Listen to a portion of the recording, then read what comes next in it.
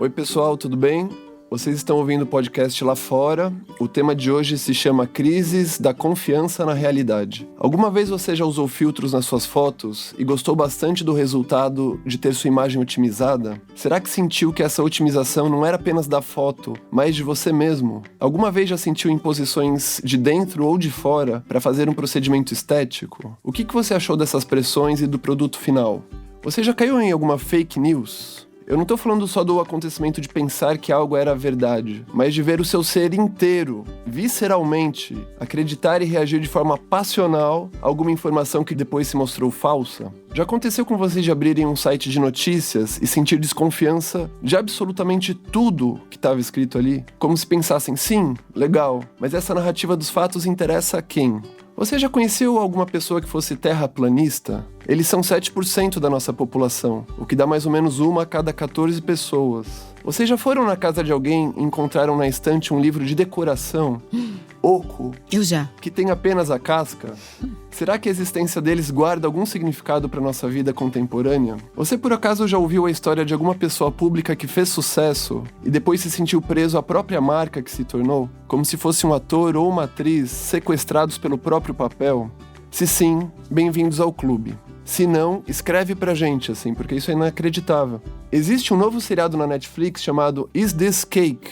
Em português, Isso é Bolo? Interrogação. Nele, confeiteiros buscam assar bolos que mimetizam objetos reais e ganha aquele que conseguir enganar o maior número de jurados com a fabricação de uma falsa textura de realidade. Apesar da aparência de entretenimento barato, é bem possível que tal seriado tenha capturado alguma essência a respeito do que significa viver e se relacionar com imagens nos tempos de agora.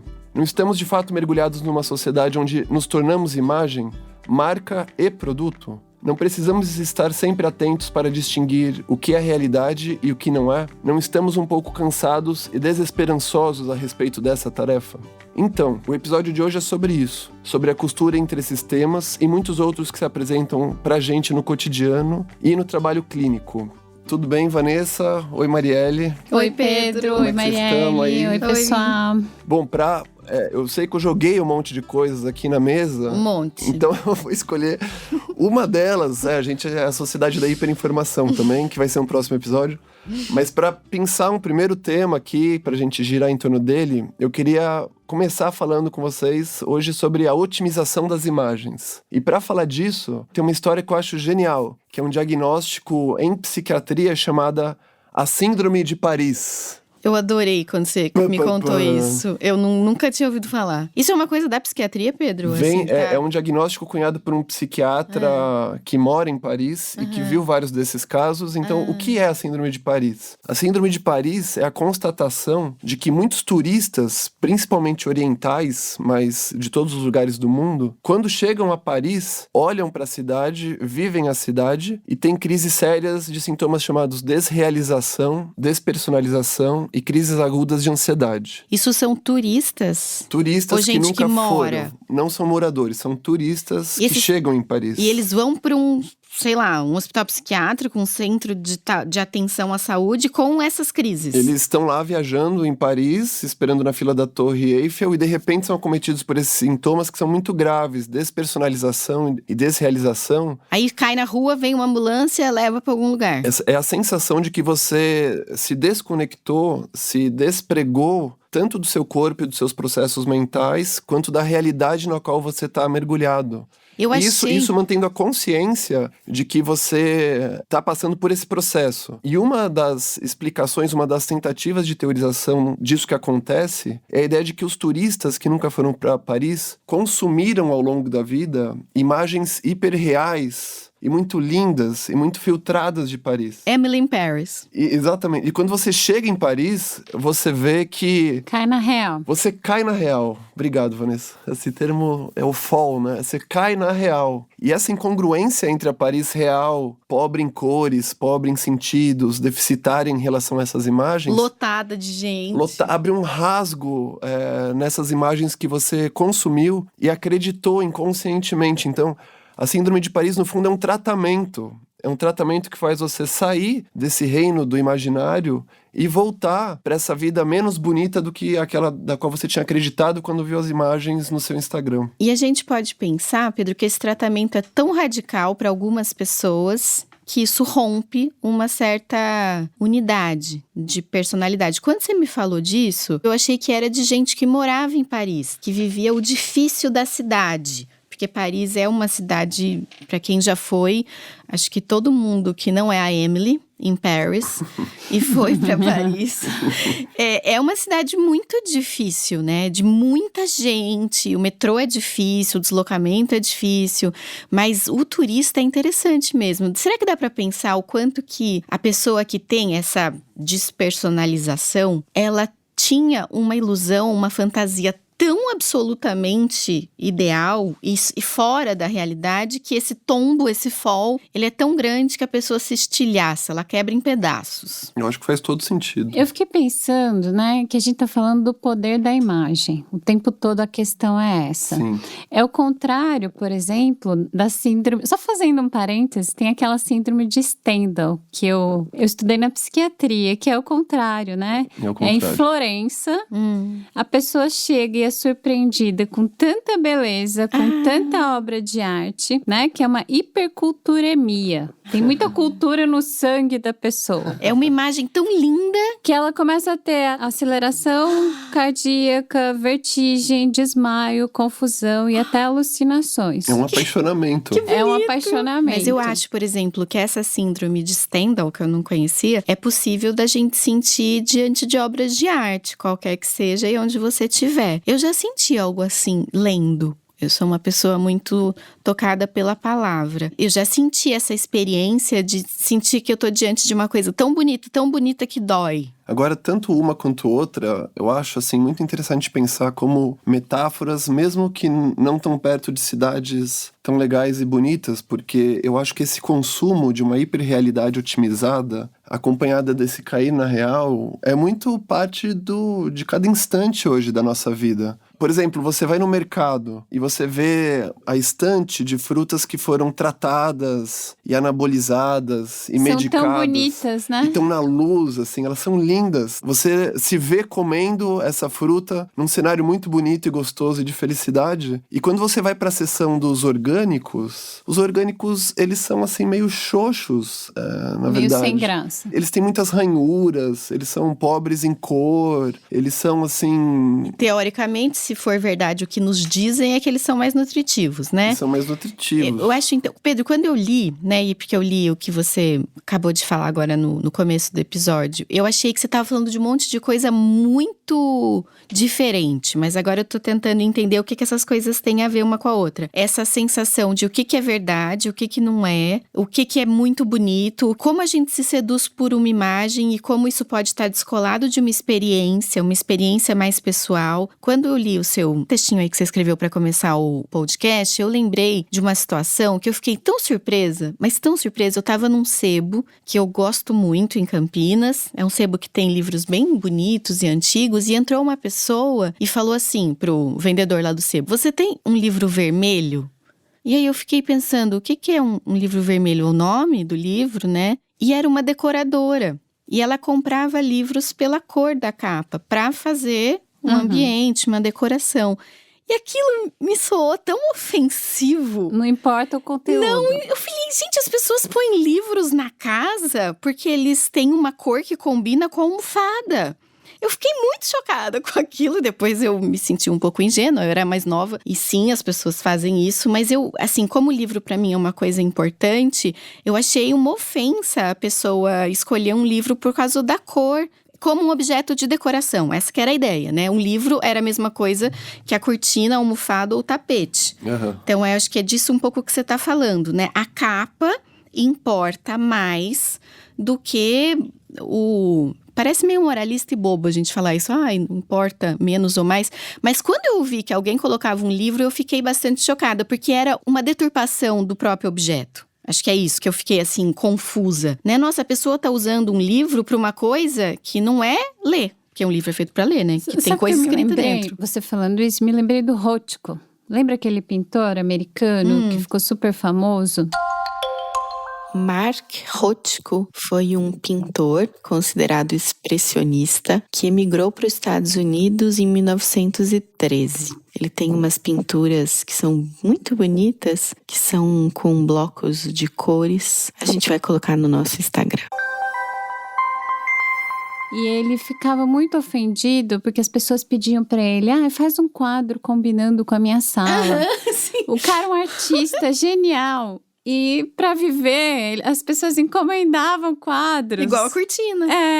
Então ele vai se recusando a isso, né? E tanto que pedem pra ele fazer um painel por milhões de dólares para o Four Seasons, uma coisa assim, lá de Nova York. Ele começa a fazer, ele vai fazendo, chega na hora, ele se recusa a entregar, ele não vende o quadro. É um protesto. Então, é um protesto. Mas acho que a gente está fugindo um pouco da questão que o Pedro está trazendo, talvez, que é o poder de tudo isso. Eu acho que o poder de tudo isso é que hoje em dia eu sinto que isso não está só nas imagens de Paris, ou no consumo de vegetais, ou então na compra de livros. Eu acho que a gente passa pelo mesmo processo pelo qual passa Paris, os vegetais e os livros. A gente coloca um filtro nas nossas fotos e fica ótimo, fica muito bom e fica melhor do que a gente eu não sei como dizer isso, mas se torna uma versão nossa bastante prazerosa. Tira as rugas, os pés de galinha, isso. Os melasmas, não né? Totalmente, fica lindo. não totalmente, porque você... De modo natural. De modo natural. De modo natural. Então eu acho que, eu também não quero ser moralista e criticar de que cada coisa tem uma boa aparência, mas parece que essa boa aparência toma o protagonismo da cena. Ela vai confundindo, né? Se torna tirânica e ditatorial em relação aos nossos outros elementos mentais que fogem ou que não combinam, assim, com isso, né? Eu tenho alguns amigos que são dermatos e cirurgiãs plásticas, assim, e elas dizem muito disso, da procura exponencial hoje em dia por procedimentos. Então, isso não tá só nos filtros, tá também nas ações estéticas. Eu não tenho nada contra isso, eu tô dizendo como constatação. Mas qual que é a mensagem? O certo é ser jovem. Envelhecer é feio e é errado. Uma coisa que eu ouvi recentemente que eu achei muito curioso nesse sentido, Vanessa, que você está falando, é que as pessoas estão procurando procedimentos tanto cirúrgico quanto outros de estético para ficar parecido com os filtros de Instagram. Toda essa harmonização facial que está na moda tem a ver também, né, que aumenta o queixo dos homens. E o que eu acho muito curioso, assim, teve uma vez que eu fui numa dermatologista e ela falou: você não queria fazer isso ou aquilo? Né? Porque é muito curioso como também vai entrando para dentro da profissão médica uma certa, parece uma loja de procedimento, a pessoa te oferece o que tem, né? E aí ela falou assim: mas olha, aqui tem uma gordurinha no seu quadril, você pode tirar e não sei o quê. Aí eu pensei assim, cara, que coisa louca, porque esse é o corpo da minha família. Esse é o corpo que tem a minha mãe, esse é o corpo que tem minhas primas, que tem as minhas tias. Que curioso essa ideia de que eu não vou ser mais do jeito que eu sou. De novo, não tô falando que sou super também a favor que as pessoas façam o que elas quiserem para se sentir confortáveis e que bom que tem essas estratégias e essa tecnologia médica. Mas a gente tá aqui pensando o quanto que isso tira características também que são individuais. Essas bocas que as pessoas estão colocando, eu tenho uma impressão que as pessoas ficam muito parecidas, né? Uma com a outra. Então, eu acho que realmente não é uma questão moral, né? De ser certo ou de ser errado. Mas eu fico pensando no impacto que isso tem. Se eu não posso ser eu mesma, eu tenho que ser igual a... sei lá, o que está sendo imposto, ter os lábios preenchidos. Nunca vai estar bom. É um sentimento muito doloroso de que eu não posso aceitar nada que venha de mim. Eu acho que essa é a questão do sofrimento. Eu acho que a psicanálise, nós aqui, estamos sempre interessados em pensar no sofrimento humano, né? Eu tô aqui, gente, vou fazer agora o advogado do diabo do podcast, porque me incomoda quando nós, principalmente psicanalistas, a gente falou várias vezes, né? Não é moralista, vamos lembrar da negativa do Freud. Mas é um pouco. É um pouco. Um pouquinho, só uma pitada. É um pouquinho moralista. A negativa de Freud é um conceito muito interessante em que o Freud vai falar que o nosso inconsciente, ele encontra uma forma de se manifestar através da negativa. Então é aquela coisa assim: olha, eu sonhei com você, mas não quer dizer que eu estava pensando em você, não é isso? Olha, eu costumo ser uma pessoa muito honesta. Então, Freud fala que a gente costuma apresentar a verdade a partir de uma expressão no negativo, que é não é isso, ou eu sou aquilo. E geralmente é a forma que uma coisa mais verdadeira e inconsciente está podendo atravessar as barreiras da defesa. Ontem eu tava conversando com uma amiga, foi super legal. Ela falou de uma pessoa que ela conhece, um cara X, né, que tá na nossa idade, que ele fez implante capilar. E ela falou assim, mas... Aí ela fez um comentáriozinho que eu falei, olha... Como isso é machista da sua parte? Porque você tá considerando que um homem que é tão cheio do seu narcisismo... Lembra aquelas pesquisas que 3% dos homens se acham feios? Nossa, que legal, né? Eu queria ter a autoestima do homem hétero. Só 3%. Tem uma amiga minha que falou isso pro marido. Ele falou assim, mas nunca me ocorreu me achar feio. Gente, isso é tão genial.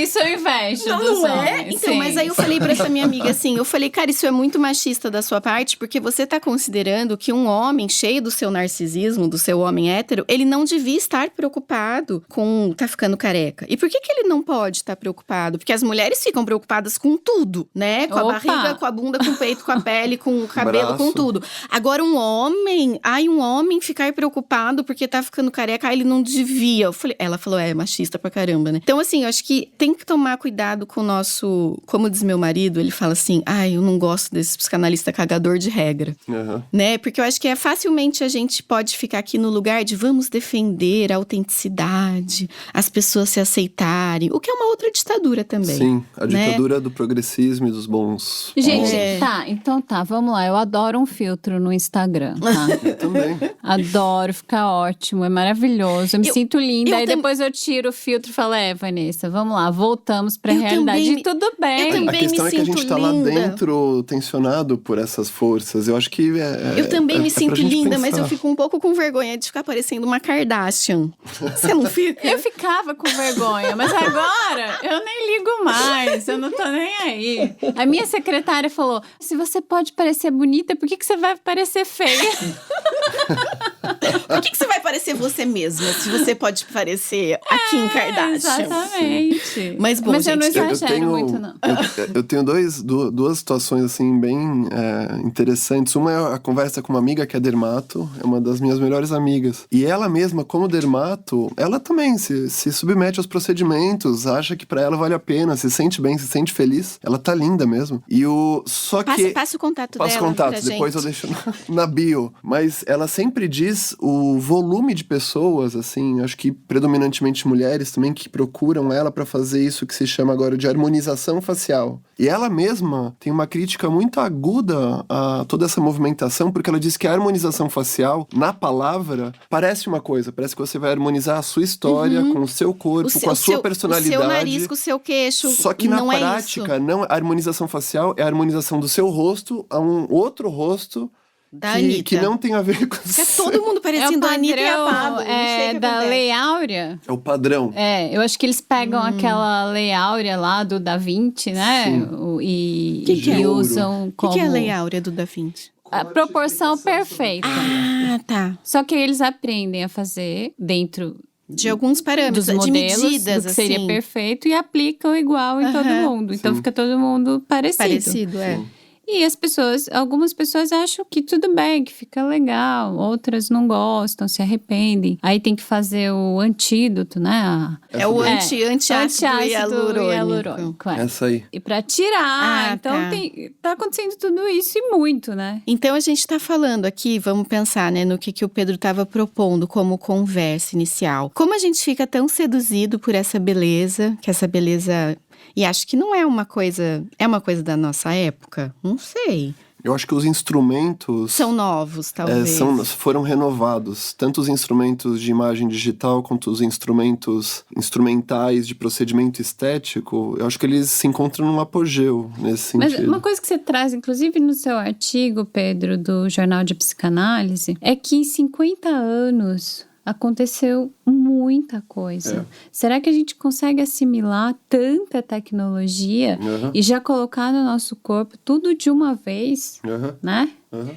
Porque aí eu acho que o principal também é a anulação de todo o resto da experiência humana em torno dessa. Quando você diz ditadura, significa que o que segue essa harmonia e essa melodia vale, e tudo aquilo que é a nossa vida que cai completamente fora disso. É só ser uma pessoa por um dia inteiro para você destacar todos os momentos que não tem filtro ou não tem esse tom áureo, elas ficam meio que pressionadas a serem suprimidas, a serem recalcadas na nossa linguagem psicanalítica, e não é nem um processo consciente, isso tudo se passa em torno de forças de proibição, de prescrições e proscrições que se dão inconscientemente. Isso gera modos de vida legítimos e gera muitos tipos de sofrimento psíquico também e anulam experiências que são essas orgânicas e reais. Eu estava outro dia num grupo de estudos e uma colega contou esse caso que eu achei muito interessante, que era uma mulher que fazia análise com ela, mas ela dizia que essa pessoa não entrava em análise.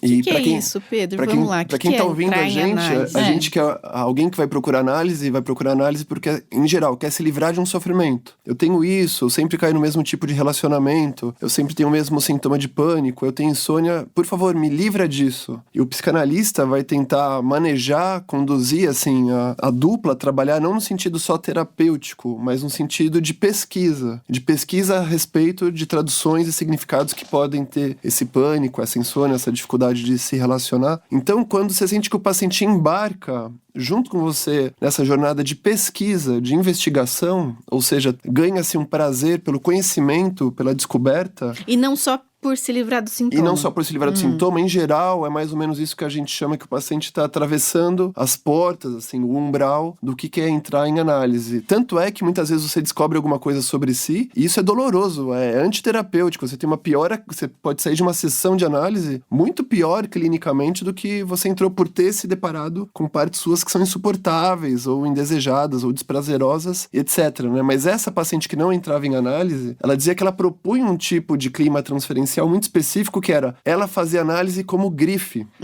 Ela frequentava sessões dela. É chique fazer análise. É muito chique fazer análise. Ah, é mesmo, né, gente? Vamos combinar.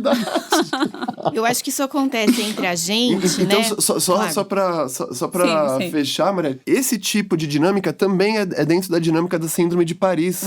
Porque vale mais a marca de si fazendo análise do que a experiência própria de fazer análise orgânica, de você consumir aqueles nutrientes que te levam a um outro tipo de relação com você mesmo, né? Tá, então a cor da capa, não o que tá escrito. É a cor, um livro vermelho e não o conteúdo. Agora, como você tá usando muito a palavra orgânico, que eu acho maravilhosa essa palavra, o normal, o natural, seriam os alimentos orgânicos, não é verdade? Porque por quanto tempo todos os alimentos que a humanidade comeu foram os orgânicos? Agora não, agora o orgânico é o diferentão e o natural é o artificial com agrotóxico. É que quando a gente compra o orgânico, eu acho que essa é a dupla vida das coisas, ou pelo menos a múltipla vida das coisas, porque você compra o produto que vai te nutrir bem, que vai te dar lá os sais minerais e nutrientes que você precisa. E a marca orgânica. Mas você não tá comprando só isso. Principalmente o que você tá comprando é a ideia de que você se alçou uma vida orgânica. É uma marca, É uma né? marca, é uma fantasia, consciente ou inconsciente, mas você tá comprando uma fantasia. Eu sou foda, eu como orgânico. Exatamente, eu me trato bem e tal. Vocês lembram de um texto do Mário Prata que chamava Meio Intelectual, Meio de Esquerda? Não Vocês sei, não viram? não Ai, conheço. gente, é genial.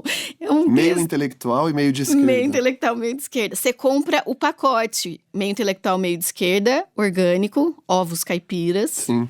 Né? Tudo isso é uma marca. A gente tá falando desses fetiches de isso marca. Isso faz você superior aos outros, teoricamente. É uma grife, pode te pôr. Então, não tem saída, né? Porque tudo é apropriado pelo mercado. A saída é pensar, é a gente conversar e revelar, assim, esse filtro pelo qual a gente vive e que é assim, eu acho que não dá pra gente se transportar pra um outro mundo, mas dá pra gente tentar pensar nesses elementos invisíveis que meio que manipulam a nossa vida. Pensar neles, eu acho que é um tipo de possibilidade que a psicanálise traz e que pode ser transformadora. Pedro, você falou em entrar em análise. Qual seria a diferença entre terapia ou psicoterapia e análise ou psicanálise?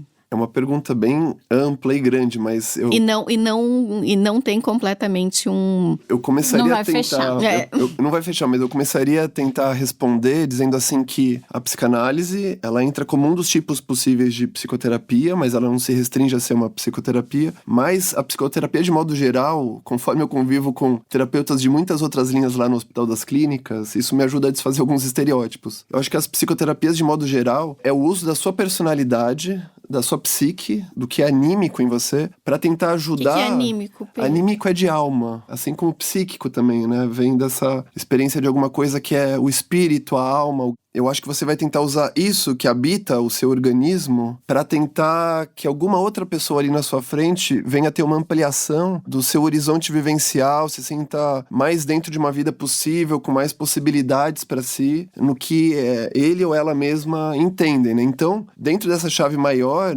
em geral, por exemplo, o tratamento médico, o saber está do lado da medicina. Nas psicoterapias, o saber, em geral, está do lado do paciente. Você põe o paciente para dizer porque tem algum conhecimento dentro dele do qual ele está apartado. Mas qual que é a diferença quando as pessoas dizem terapia e análise? Eu acho que às vezes as pessoas falam terapia, mas você vai ver o processo é uma análise. Tá. E às vezes a pessoa fala análise e você vai ver é uma psicoterapia. Uma psicoterapia, talvez, ela se dirige muito especificamente ao sofrimento consciente que a pessoa mostra.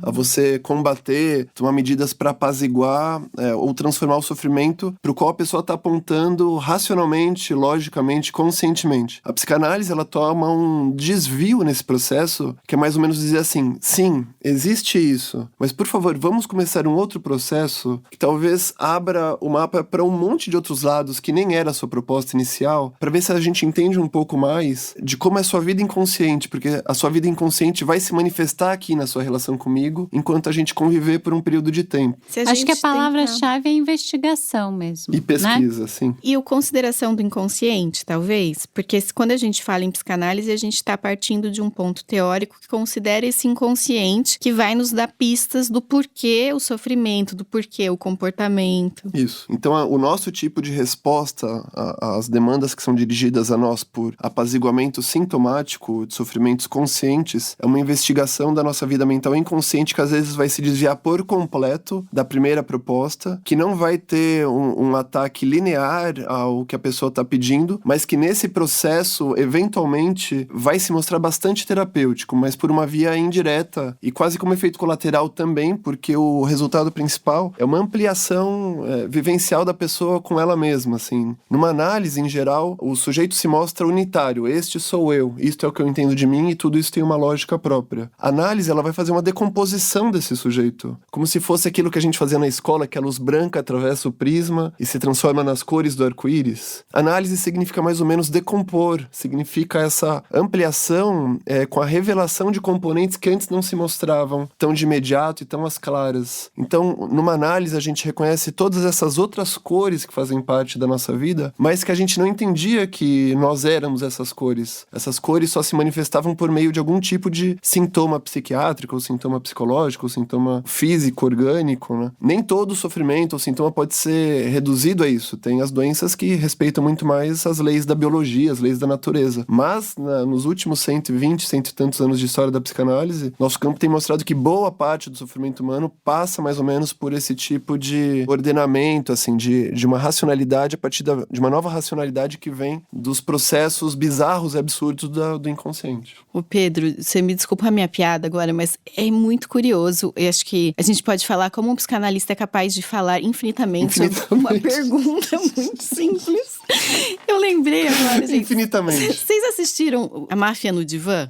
Sim. Gente, eu nunca esqueço. Tem uma cena, pra quem não assistiu Máfia no Divã, é uma comédia com o... Billy Crystal. Como que ele chama? O De Niro, não é? É o De Niro e o Billy Crystal. O De Niro e o Billy Crystal. O De Niro é um mafioso que vai fazer análise, porque ele tá com crises de pânico, ele tá, não sei, com questões sexuais.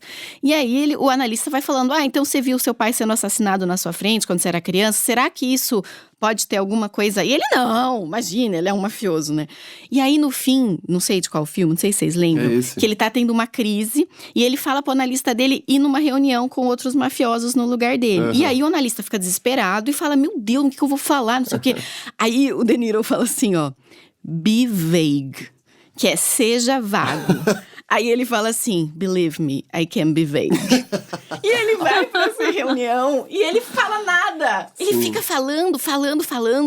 Tipo, todos os mafiosos ficam meio na dúvida se faz algum sentido aquilo que ele tá falando ou não. Bom, gente, mas o Pedro pode responder vocês infinitamente no @laforacast do Instagram. De modo vago também. Believe me, I can be vague. De modo vago. De modo vago e não tão específico. Não é vago, é tudo muito consistente, mas só essa brincadeira que eu acho genial, Sim. essa parte. Agora, retomando o ponto, Vamos. eu acho que, de novo, mas fazendo um link, a coisa da imagem, é como se uma das cores falasse para as outras cores, olha, cala a boca aí todo mundo, vocês não têm mais direito de existência. É só agora o azul, sei lá, é só agora o rosa, o vermelho. É uma ditadura sobre os outros componentes da nossa vida psíquica, assim. Mais ou menos, eu acho que é isso que é uma das consequências da sociedade da imagem, né? Da imposição da imagem. A gente tá falando o tempo todo de tempo. Porque você vê muita coisa em Florença, você vê muita coisa no supermercado. É muita coisa em pouco tempo. É disso que nós estamos falando. E aí o Leminski fala, um bom poema leva anos. 5 jogando bola, mais 5 estudando sânscrito. 6 carregando pedra, 9 namorando a vizinha, 7 levando porrada, 4 anos andando sozinho, 3 mudando de cidade, 10 anos trocando de assunto. Uma eternidade, eu e você caminhando juntos. Bonito. Ai, que bonito. Eu adorei o namorando a vizinha, não sei porquê. Me pegou essa parte Então, também. nós estamos falando, só assim, dando uma, né? Uma calma, uma Nós estamos respiro. falando disso, Sim. né?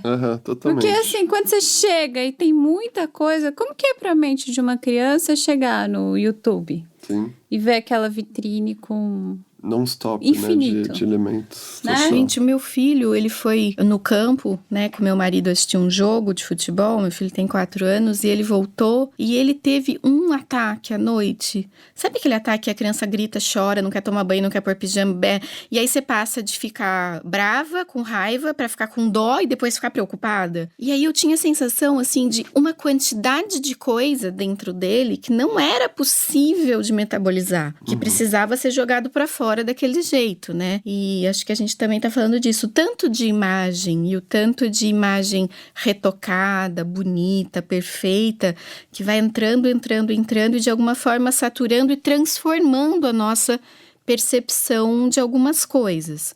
No consultório, veja se vocês ouvem isso só todo dia. O paciente deita e fala, ai, eu vou fazer aniversário e eu vejo meus amigos no Instagram, no LinkedIn, no blá blá blá, no blá blá blá, e não sei quem tem isso, não sei quem tá aquilo, não sei o que.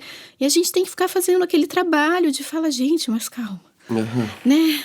Você acredita nisso, né? Sim. Quais as projeções que você está fazendo que são suas nessas imagens que são realmente muito bonitas e numa grande parte das vezes retocada. Então, e quem não Né? vive isso? Todo mundo. Todos nós. Todo mundo. E leva um tempo, você tem que contar pra você mesma. O tempo dizer, todo. opa, peraí, não é bem assim, calma, né? Então, acho que o tempo todo é uma questão de tempo.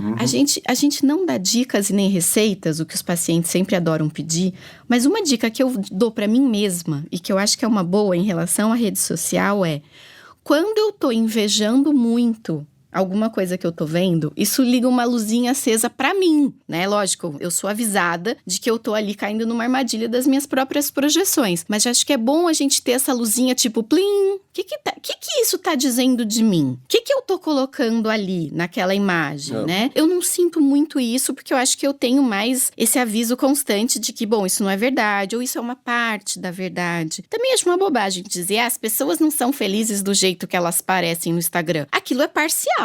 Não acho que é absolutamente irreal. Sim. Pode ser que seja, mas acho que no geral é parcial. Até porque a gente não põe foto da gente chorando, né? A gente põe foto do aniversário. Seria esquisito pôr foto. Mas tem os momento perfis ruim. de quem coloca as fotos reais, mas daí parece de novo que a pessoa tá pondo uma marca orgânica sobre si, Parece sabe? a marca, não parece? então. Também é estranho. E eu acho que é isso que a gente tá chegando. A marca anula o tempo, eu tô pensando aqui.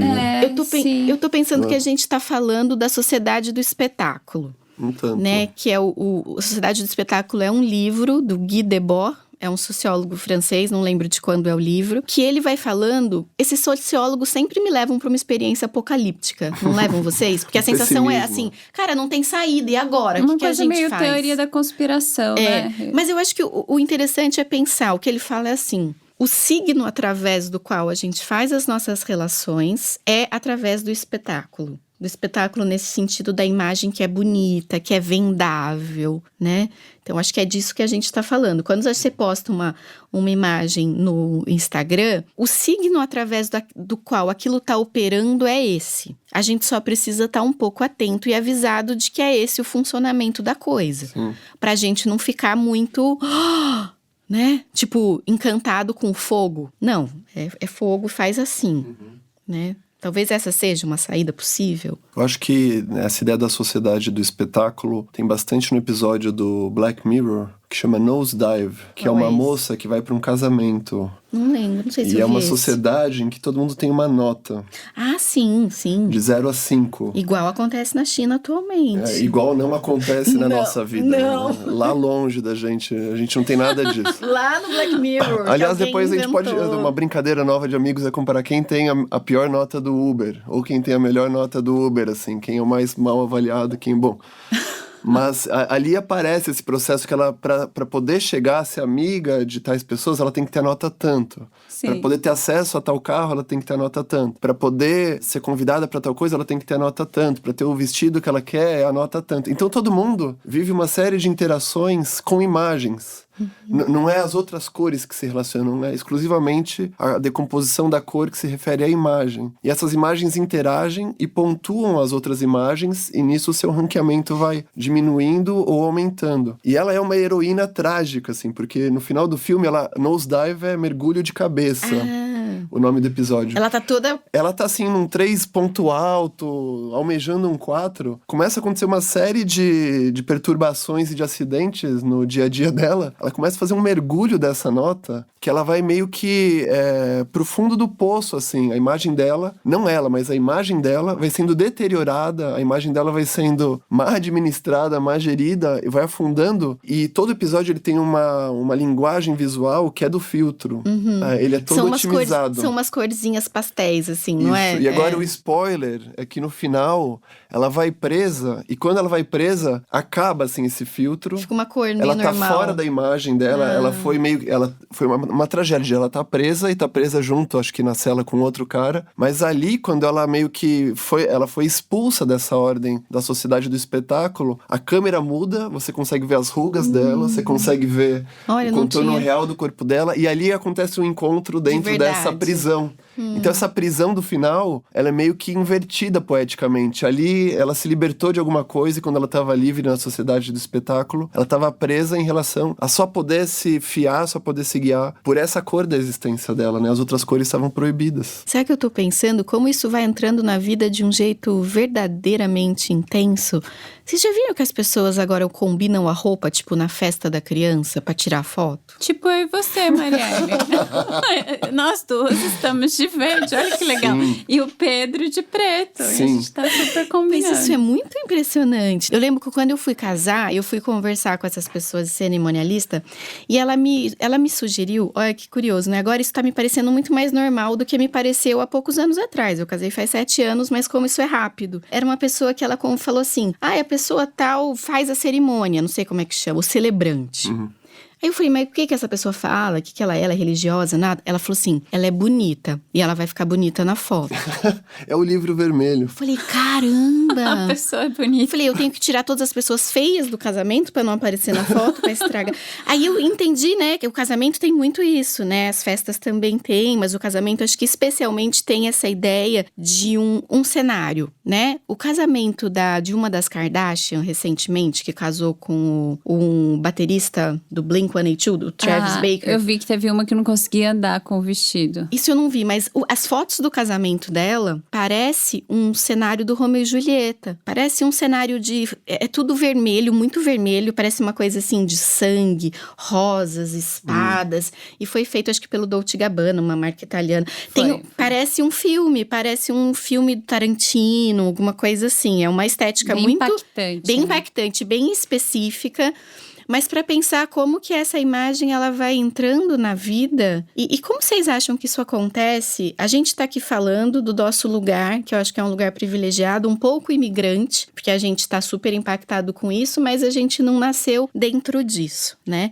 Como que vocês veem isso nos adolescentes ou nas pessoas mais novas? Porque acho que essa é uma das grandes questões, né? Com criança, como que isso vai entrando e vai transformando a própria experiência a partir de dentro e desde sempre. O que vocês acham disso? Eu posso dizer uma coisa mais dura, assim, talvez, que eu acho que a gente mesmo, a nossa iniciativa de fazer o podcast, tá completamente imersa nisso. Porque a gente faz algo que a gente acredita, em algum conteúdo, o conteúdo dos nutrientes mesmo, que eu acho que a gente acha que vale a pena. Só que se a gente não fizer uma imagem esteticamente vendável, que se comunica com a fantasia das pessoas que a gente quer alcançar, a gente vai ficar isolado. Então eu acho que eu acho que a gente também cresceu um pouco nisso, aprender um pouco a fazer isso, mas, de novo, pensando. É parte da vida, pensando, com crítica, assim, eu acho, né? Então, e tudo isso tem a ver com uma revolução que aconteceu no campo do marketing, mais ou menos na década de 80, 90. Tem um livro de uma jornalista e ativista que chama Naomi Klein, que é uma mulher, assim, brilhante, assim. O livro dela chama No Logo, ou então Sem Logomarca. Ela é uma ativista sobre como as marcas e a publicidade tomaram conta da vida humana e se espalharam por todos os lugares possíveis. E ela vai rastrear isso até as corporações dos anos 80 e 90, quando eles tiveram a sacada de que quem consome um produto, quem consome uma experiência, não consome apenas o real do produto, consome a marca. Sim. Então o marketing e o branding, eles fizeram uma virada de 180 graus. Ninguém vende produtos, a gente agora vende marcas. Essa ideia de que você pode fazer de alguma coisa real, um objeto assim quase tolo, e elevar esse objeto a uma transcendência que é espiritual, essa que é a grande arte, eu acho, dos marqueteiros ou do pessoal de publicidade. De novo, sem crítica, isso é descritivo, porque quando você pega isso que a Marielle falou das Kardashians e cola num produto bobo, assim, sei lá, um brinco que custa 1 centavo, esse brinco não é mais aquele brinco, não é mais aquele penduricalho real deficitário. A vida dele se eleva a alguma coisa mitológica muito especial pela ação das nossas fantasias inconscientes, e é isso que a gente compra no final, né? Pedro, te ouvindo e te filmando agora aqui, eu vi essa maçãzinha, né, da Apple, ela não é o desejo, né? Então, é uma o desejo. Pegada, né? É muito genial, né? Muito. Exatamente. Agora, voltando um pouco no que a Marielle perguntou sobre criança e adolescente, eu quero só apontar uma questão que tem me ocorrido. Eu fico vendo, né, observando meu filho mesmo, que tem 9 anos, com as outras crianças. Ele gosta de algumas coisas muito específicas, vê alguns vídeos no YouTube, faz algumas experiências. E aí, vendo com um amiguinho, o amiguinho gosta de outras coisas que ele nem conhece. E o que o meu filho gosta, o meu amiguinho também não conhece. E muitas relações assim. Então não tem aquela coisa em comum. Eu acho que isso traz um sentimento de solidão enorme. Como se, assim, cada criança vivendo num mundo próprio. A bolha a do linguagem algoritmo. comum, ela não... Isso, exatamente. A linguagem comum fica muito escassa. Eles não conseguem se identificar uns com os outros. Mas Sei lá, eles... tenho pensado isso. O que vocês acham? Mas Faz eles sentido? não têm vídeos ou desenhos que o grupinho se identifique e gosta? Eles têm um pouco. Mas eu acho que eu, por exemplo, quando era criança, tinha muito mais. Porque tinha todo mundo via a 4 mesma canais coisa. de televisão, tinha cultura, tinha, né? A gente via as mesmas coisas. E quando alguém falava, você viu, não sei o quê, todo mundo tinha visto. Hoje em dia, mais ou menos, tem assim, intersecções. Mas eu acho que é muito mais espalhado. Muito mais nichado. Sim, como que as crianças... Por exemplo, meu filho é mais nerd. Então, o que chega pra ele, pelo algoritmo, são coisas que o amiguinho muito íntimo dele não necessariamente recebe. Não, isso é muito interessante. É muito curioso isso. Por exemplo, isso tô pensando aqui não só nas crianças. Eu e meu marido, né? A gente vê TikTok. Eu comecei a ver, falei pra ele que eu achava muito legal. Ele começou a ver e agora ele viciou total. Ele é um heavy user de TikTok. E ele um dia falou assim, eu não sei o que é luva de pedreiro. Ele falou, receba! Eu falei, o quê? Ele, você não sabe quem é o Luva de Pedreiro? Eu falei, não sei, não, no meu TikTok. não tem futebol. No meu não tem. No meu tem Luva de Pedreiro. Não tem, eu não sei, eu não conheço. Receba. E aí ele me explicou, e aí eu vi numa propaganda, sei lá, de alguma coisa. Mas assim, ele falou, o cara tem não sei quantos milhões de seguidores. Eu falei, não, eu não sou essa seguidora. Então, porque o algoritmo é muito específico, eu acho que né? pra criança e pro adolescente, isso é de uma solidão. Pra gente também. Produtos também. Mas você não acha que ele causa também uma coisa ao contrário? No outro extremo, aquela pessoa, o Luva de Pedreiro, ele junta os homens que gostam de futebol de um jeito Sim. que talvez a coisa que todo mundo assistia antes não junta. A série que eu gosto e que eu assisto, quando eu acho alguém que tá vendo também, aquilo dá uma experiência de intimidade, de cumplicidade, de que eu e você, só a gente vê isso. Eu acho que isso também pode oferecer grandes essa experiência. amigos que eu só conheço pelo Instagram, com certeza. Mas, inclusive a gente, né, Marielle? A gente foi assim.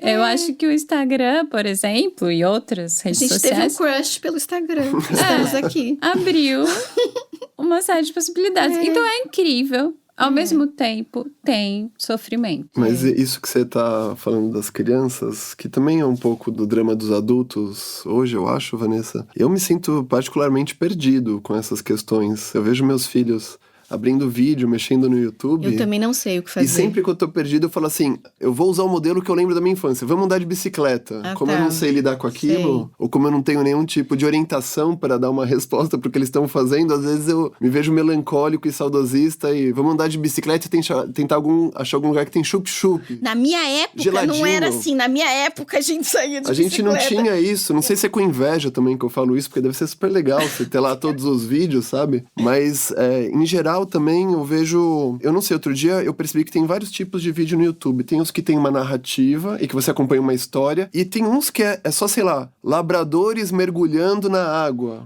É um vídeo quase pornográfico porque te apresenta sensorialmente uma coisa gostosa. Eu copiei de você, Pedro. Uma vez você falou isso dos seus filhos, que você falou, isso não tem história. Aí eu fico copiando isso. Eu falo, Caetano, isso tem história? Não tem história, não pode ver. Sei lá o que é isso que eu tô falando, mas... Eu também fico policiando o tempo todo. Mas, por exemplo, teve uma vez... A gente tá falando o que é real, o que é normal. Você copiou de alguém? Eu caguei essa regra, assim. Do nada também. Eu só pode vídeo que tem história. Daí, às vezes, eles vão me consultar. Eles põem o vídeo, esse tem história. Daí eu olho assim... Eu não sei, na verdade. Fala qualquer coisa. Se eu não sei se tem história ou não, eu falo não. Uhum. Daí, o que eu desconheço é não. Daí o que me parece mais parecido com o que eu conheço é sim. Eu também fico bem confusa. Então, a gente tá falando do que é real, né? O que é real? O prazer com a imagem não é real. Então. É difícil isso. Acho que tem aquele exemplo que você trouxe do Keanu Reeves, né? Você quer contar? Esse exemplo é da Marielle. Marielle. Esse exemplo é um vídeo do TikTok aí, ó. E, gente, eu tô morrendo de vergonha que eu fico com os meus pacientes assim. Eu vi no TikTok.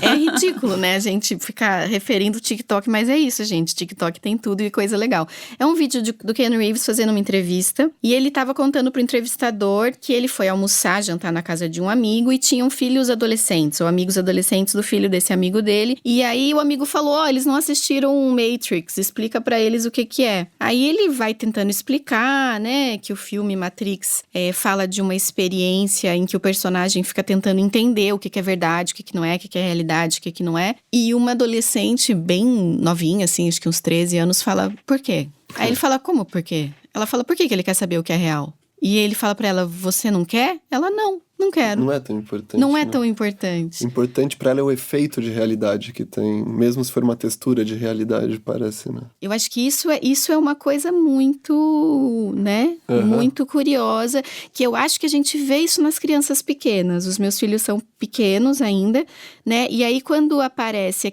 alguns vídeos... Sabe aqueles vídeos que tem uma aranha subindo na cabeça da pessoa? Tipo esses filtros de Instagram que é mais de criança. Orelhinha e tal. Às vezes eu fico pra eles. Isso não é verdade. Isso não é verdade. Mas eu não sei o que eles acham que é, se eles entendem que não é, ou se eles já têm uma compreensão.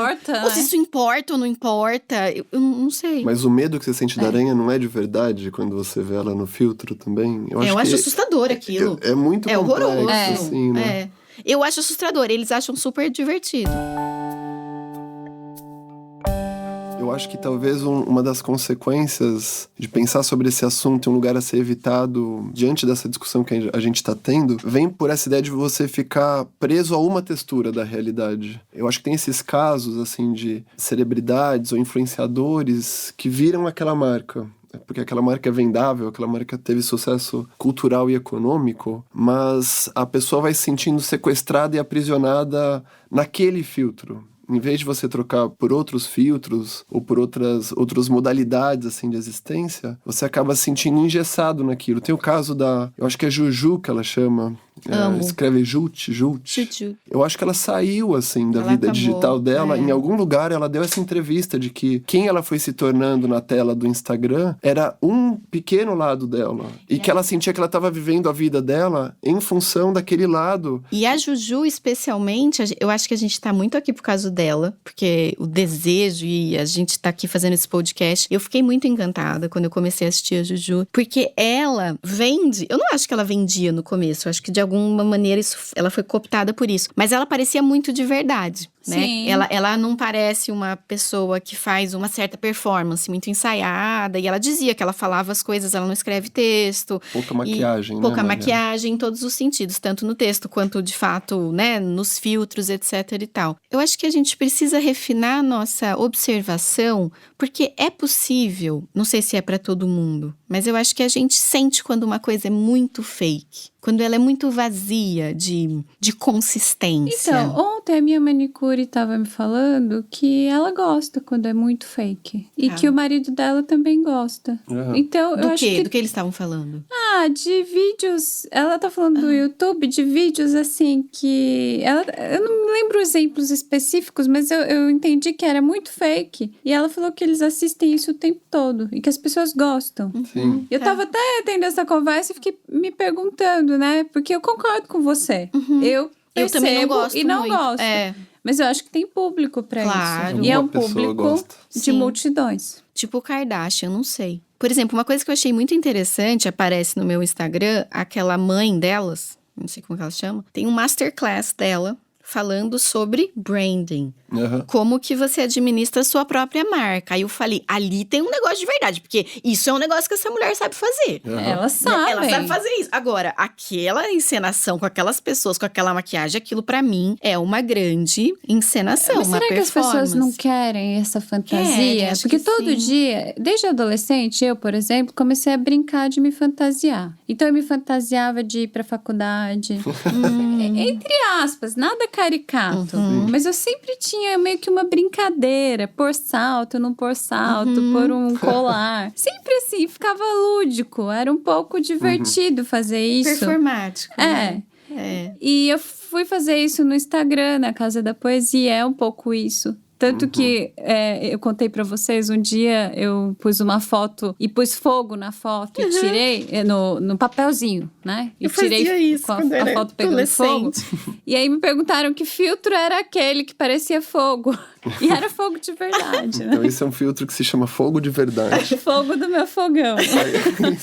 Muito bom, Vanessa, eu acho. Agora sim, eu acho que a gente chegou num ponto que eu fico mais satisfeita, que é menos moral, menos, né, de crítica ou de certo ou errado. As crianças se fantasiam o tempo todo, né? Um dos meus filhos tá numa fase em que ele é o tempo todo algum personagem. Ou um Homem-Aranha, ou o Hulk, ou ele é um jogador de futebol. E agora ele começou a pôr gravata pra ir na escola. X, interpretem. O que é isso? Eu não sei. Eu acho que é tenso porque a vida toda é um tipo de pôr em cena também. A gente aqui somos nós mesmos e um personagem ao mesmo tempo também. Conversando. Então, eu acho que não dá pra sair disso, talvez. Não dá pra se arrastar pra fora totalmente dessa lógica, mas dá pra gente tentar pensar... O que isso diz sobre qual o nosso personagem é real, não é? É real e tem efeitos reais, assim como o medo da aranha que tá lá no filtro também produz um medo real, ou a foto otimizada produz uma felicidade que é real. Pra mim, o ponto principal, assim, seja pessoalmente falando, seja o ponto em que esse personagem, ele meio que se infiltra em tudo. Ele anula as outras cores de quem a gente pode ser ou de quem a gente é, no sentido de fazendo uma restrição de mobilidade, no sentido que levou a Juju a desistir de ser a Juju e de ser sei lá como é que ela chama. Acho que é Júlia. A Júlia, que é o mesmo nome da menina que perguntou pra gente Bom, gente, começo. Chegamos então aonde, né? Nossa, eu não sei onde a gente lugar. chegou. Sei lá onde a gente quem chegou. quiser continuar conversando com a gente, Acesse pode nossa marca. acessar a nossa marca. No Instagram, no YouTube. @LaForaCast. @LaForaCast. E então, até a semana que vem. Valeu, pessoal. Até, beijo. Tchau.